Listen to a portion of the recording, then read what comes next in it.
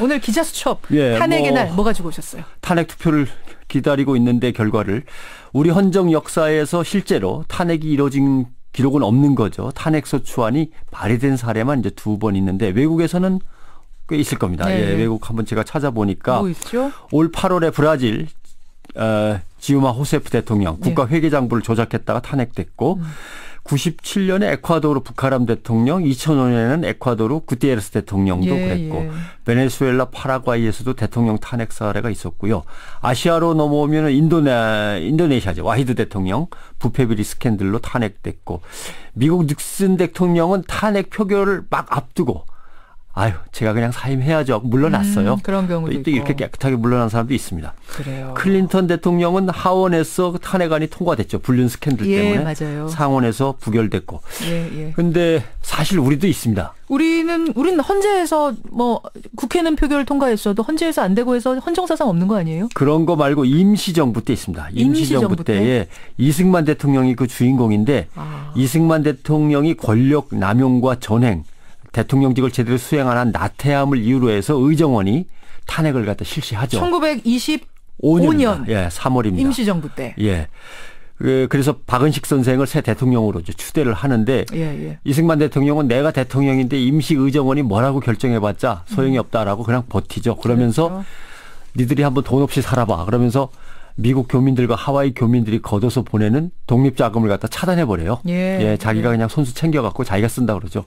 그러면서 지구 땅덩어리를 절반으로 나눠서 그쪽 국민들은 그쪽이 하고 이쪽 국민들은 내가 통치할게 하면서 대한민국 임시정부를 둘로 쪼개버리죠. 그렇죠. 그래서 아무튼 임시정부 때 이승만 대통령의 탄핵 사례가 분명히 있습니다.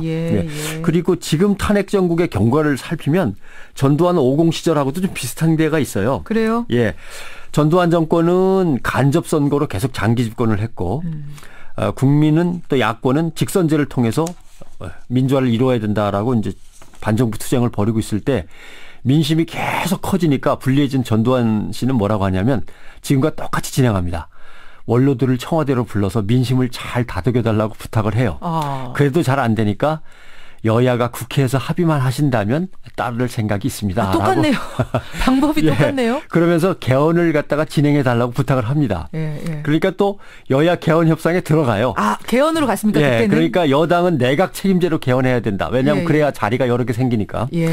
또 야권에서는 무슨 소리냐. 대통령 중심제로 가야 된다. 이러면서 계속 싸우다가 국회 개헌 특위가 지지부진 하면서 이러다가 민주하고 뭐가 다 없어지겠다. 이 싸움에 휘말려서. 그래서 국민들이 다시 거리로 나오죠. 그렇죠.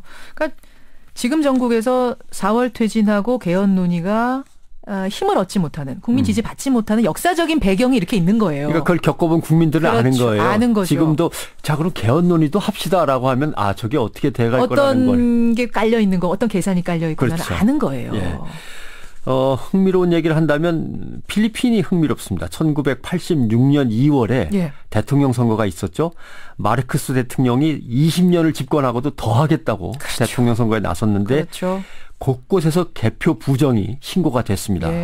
그래서 국민들이 들고 일어났는데 대통령 선거관리위원회는 이런 민심을 외면하고 마르코스 대통령을 그냥 당선자로 발표해버리죠. 그러니까 이제 여권 일부, 야권, 종교계에서 선거 불복종 운동이 이제 벌어집니다. 이때 흥미로운 거는 대통령 하야를 주장하고 나온 게 군부예요. 군부 장성들이 일부가 대통령 하야를 주장하죠. 물론 뒤에서 미국이 좀 부채질을 했습니다만은 또 재미난 건 카톨릭 라디오 방송에 라디오 베리타스라고 있었습니다. 라디오 방송국. 이때 군부 세력이 벌이는 그 반 마르코스 대통령 기자회견을 생중계 방송을 해버리죠. 그러면서 추기경이 또 그 방송 마이크를 잡고 시민들은 다들 농성장소로 모여라. 지금 마르코스 정부가 군대를 동원해서 장갑차를 동원해서 민주화 농성을 해산하려 한다는 정보가 들어왔다. 시민들은 장갑차의 앞길을 막아달라라고 방송을 하죠. 실제로 마르코스 대통령이 해병대를 출동시켜요. 국민들을 싹 진압해버려라 라고. 근데 가보니까 국민이 100만이 모여 있는 거예요.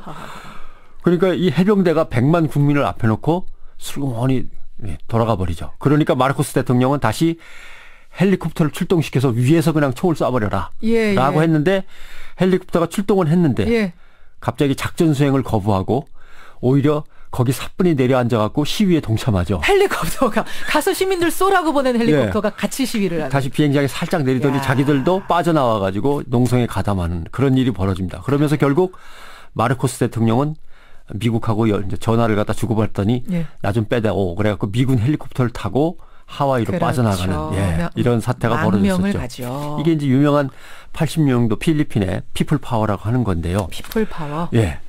이런 말씀을 이제 탄핵 투표를 기다리면서 드리고 싶습니다. 비판에 귀를 닫고 비판하는 사람들만 계속 증오하고 탓하는 경우가 있어요. 이건 왜냐하면 그 사람들을 증오하고 그 사람들 탓으로 돌리지 않으면 자기의 너무나도 적나라한 모습이 그대로 보이는 거예요. 부끄럽고 창피하고 책임을 다 뒤집어 쓰는 게 아니라 책임을 져야만 하는. 맞아요. 예. 그러니까 그걸 견딜 자신이 없으니까 자꾸 남 탓을 하면서 국민들이 너무한다고 하는 겁니다. 이건 대통령뿐만 아니라 대통령의 주변 사람들, 그렇죠. 여권의 일부 사람들도 마찬가지인 거죠. 그런데 이렇게 자기의 진실을 자기가 똑바로 쳐다보지 않으면 한 발자국도 나가지 못하고 거짓에서 계속 맴돌고 있어야 됩니다. 뭐 이런 얘기를 전해드리면 좀 우스운 얘기입니다만 자기 비판과 반성이 더 가벼운 짐입니다. 자기 변명과 자기 합리화가 더 무거운 십자가예요. 계속 거기다 갖다 붙이면서 변명을 해대야 되니까. 그러니까 물론 표결이 어떻게 나올지는 모릅니다만 표결을 기다리기 전에 이루어지면 좋고 표결을 또 다시 헌법재판소로 가져가기 전에 이루어지는 게 좋고 자기 반성과 참회의 길이 아직은 기회가 있다는 거 얘기 드리고 싶습니다. 울림이 있네요. 변상욱 대기자 수고하셨습니다. 고맙습니다.